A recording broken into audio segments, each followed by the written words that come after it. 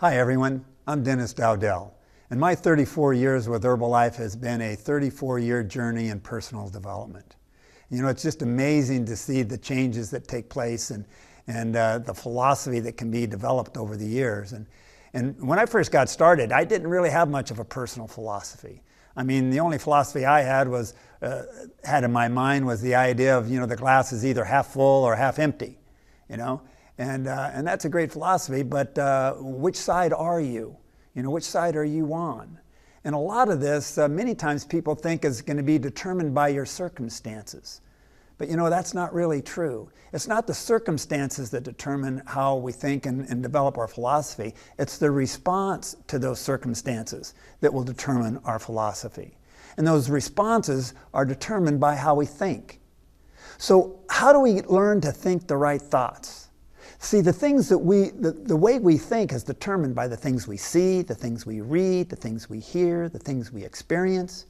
And that's why it's so important to make sure that we see the right things, hear the right things, read the right things, and have the right experiences. The best part about this is we can choose. We can choose what we read. We can choose what we see. We can choose different experiences. And as we develop these things and as we learn through this process, we begin to create thoughts and ideas. And these ideas that we have, then as we think about them consistently, we begin to turn into actions. And the actions give us our activities, and with consistent activities we develop habits, and habits help us to develop our attitude, and our attitude determines our philosophy. Philosophy has a great value, and it determines so much of how our life goes.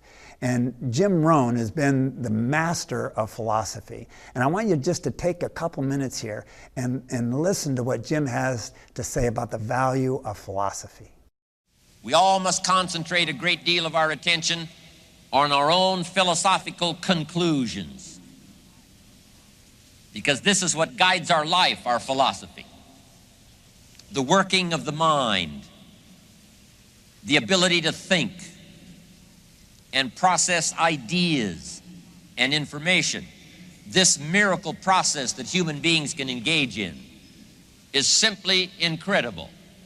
The ability to use our mind to think, to process ideas and information that helps us to build a philosophy that guides our life.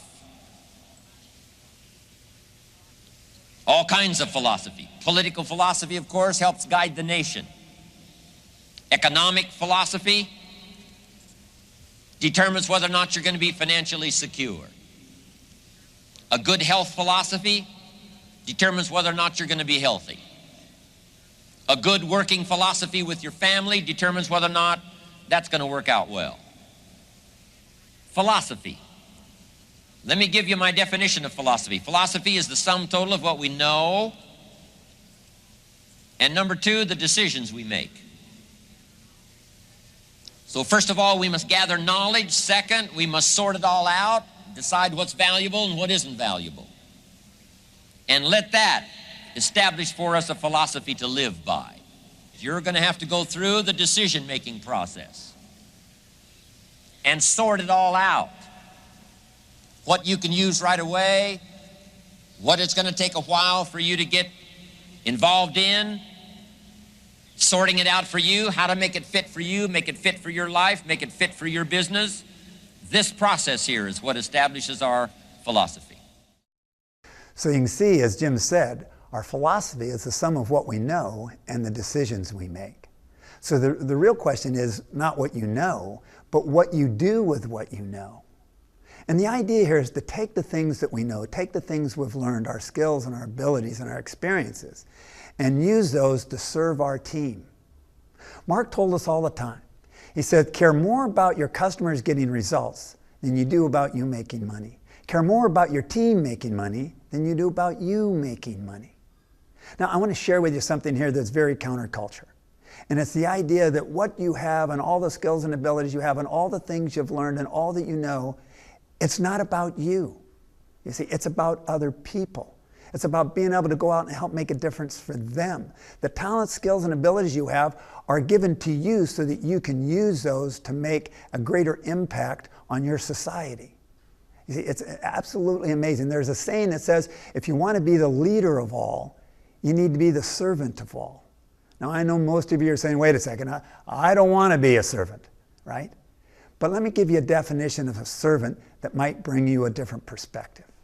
A servant is simply somebody who gets excited about helping other people achieve their goals and their dreams. Now, listen to Jim's thought here on the idea of helping people to get what they want. This is brilliant. And remember Zig Ziglar's formula for success. If you help enough people get what they want, you can have everything you want. 48 years ago, when I first heard Zig say that, I underlined the word everything, and I went for it.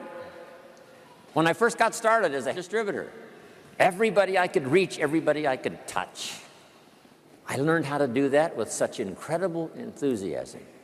Since I first heard of health and nutrition and the idea of personal development, nobody has ever said to me in the last 55 years, when are you going to get going? I've never heard that. All I've heard all these years is, when are you going to slow down? When are you going to retire? When are you going to take it easy? Nobody's ever said to me, when are you going to get off the couch? When are you going to turn off the television? When are you going to get going? I've never heard that the rest of my life. Once the lights went on for me, they've never gone out. They've never gone out.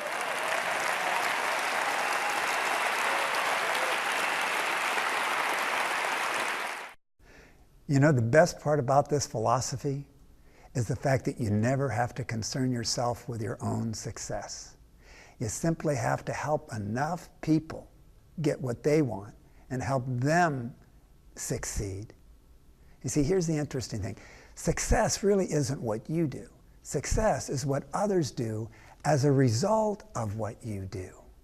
And that becomes a part of your legacy. So you just need to serve your team, help them reach their goals. And the idea here is you invest your life in something that will outlast it. And the one thing that will outlast your life, another life. And you not only have success, you have a legacy.